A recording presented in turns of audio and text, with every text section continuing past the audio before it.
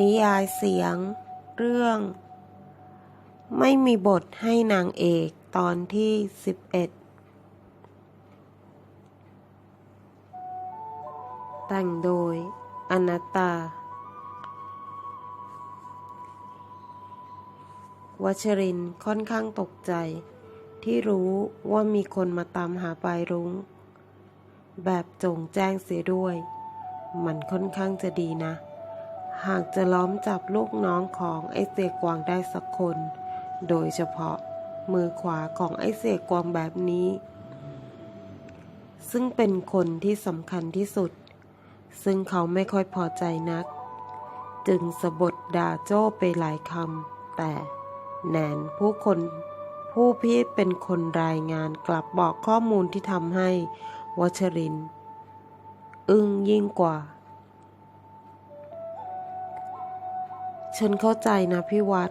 เรื่องที่จะเอาปลายมาเป็นตัวล่อพวกมันพี่จะโมโหพวกเราที่ทำอะไรโดยพลการมันก็ไม่ถูกเราเองก็ไม่ถูกที่ไม่รายงานในบางเรื่อง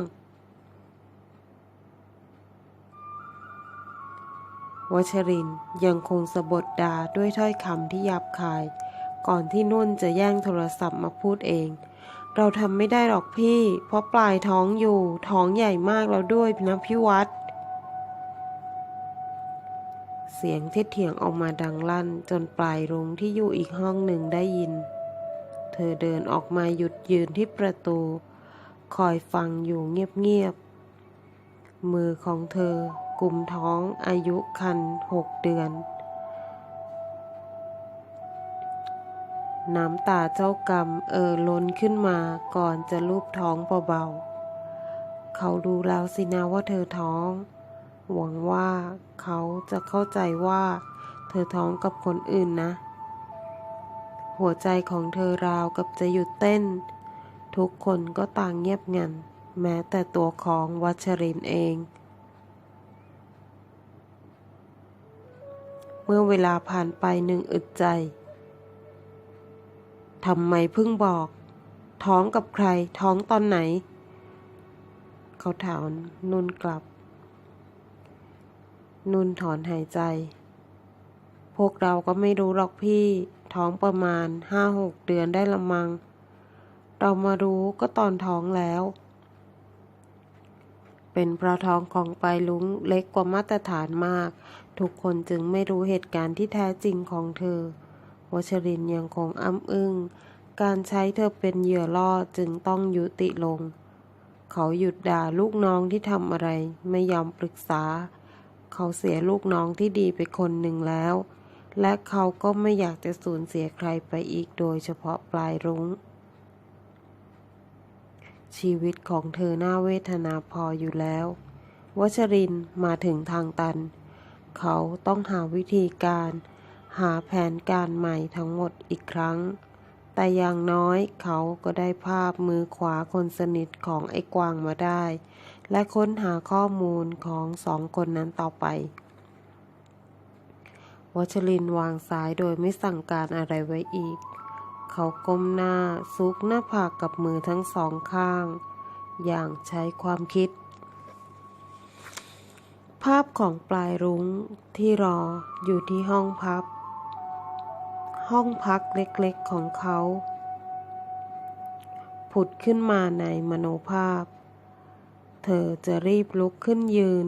เนื้อตัวของเธอที่สวมผ้ายืดเก่าๆตัวใหญ่ๆกับกางเกงขาสั้นด้านในเสื้อเธอไม่ยอมเปิดแอร์เพราะช่วยเขาประหยัดไฟเธอจะทำความสะอาดห้องจนเอี่ยมอ่องเตียงของเขาจะสะอาดเอี่ยมเสื้อผ้าทุกชุดของเขาเธอจะซักตากจนแห้งรีดจนเรียบอาหารการกินที่เขาซื้อติดมือเข้ามาเธอจะอุ่นเธอจะหุงหามาให้ไม่เคยขาดตกบกพร่องเธอรอรับเขาอยู่ทุกวันรับถุงอาหารทั้งสดทั้งแห้งจัดการใส่จานมาให้เขาเป็นอย่างดีแม้ว่าเขาจะจับจองที่นอนบนโซฟาแต่เขาก็ไม่เคยเห็นเธอหลับก่อนเขาหรือยังหลับอยู่ตอนที่เขาตื่น อาหารเช้าจะพร้อมอยู่เสมอก่อนเขาไปทำงาน หรือเขาต้องรีบออกไปในกลางดึก เธอก็จะยังตื่นเพื่อรอรับเขา บางครั้งเขาก็สงสัยว่าเธอได้นอนบ้างหรือเปล่า เขานับวันที่เธอจากไป มันมากกว่า6 เดือน เธอท้องแค่5 เดือนหรอ เขาผ่อนลมหายใจ ไม่แปลกเลยที่เธอจะมีคนอื่น ผิวพรรณของเธอดี เธอไม่ใช่คนขี้เหร่ เธอไม่ได้มีโรคภัยไข้เจ็บ เธอเข้าขั้นสวยเลยเชียวแหละ ซึ่งผิดกันกับเขา ทั้งดำทั้งถึก แถมยังแก่ไม่น่ามอง เขาหายใจเข้าลึกก่อนจะผ่อนออกมาช้าๆอย่างใช้ความคิดเงียบๆ ในขณะที่ปลายรุ้งนั่งแปะลงอยู่อย่างนั้น มือน้อยๆลูบท้องของเธอไปมาอย่างปลอบประโลมลูกน้อย เธอนิ่งคิดถึงวัชรินทร์เงียบ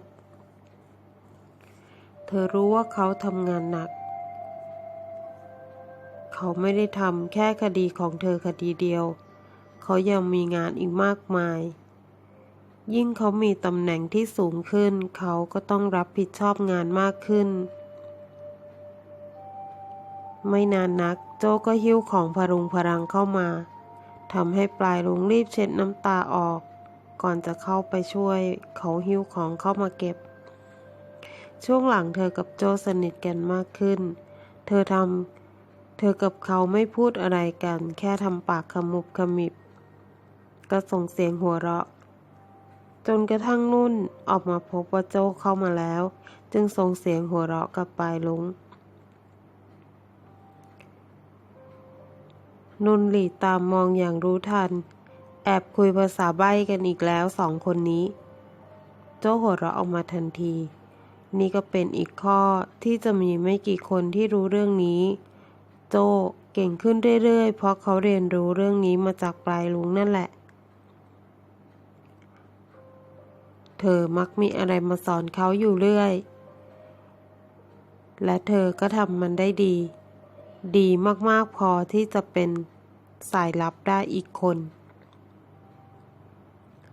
จบแล้วนะคะ นิยายเสียงตอนที่11แต่งโดยอนัตตานะคะ ขอบคุณที่รับฟังค่ะ ไม่ชอบก็กดผ่านไปได้เลยนะคะอันนี้ตาแค่อยากจะนำเสนอในสิ่งที่มันแปลกแตกต่างออกไปจากนิยายที่ทุกคนเคยสัมผัส เปลี่ยนมุมมองบางมุมนะคะ ให้รู้จัก ขอบคุณที่รับฟังค่ะ ติดตามต่อในตอนที่12ได้ ถ้าคุณกดกระดิ่งนะคะ ขอบคุณที่รับฟัง ขอบคุณค่ะ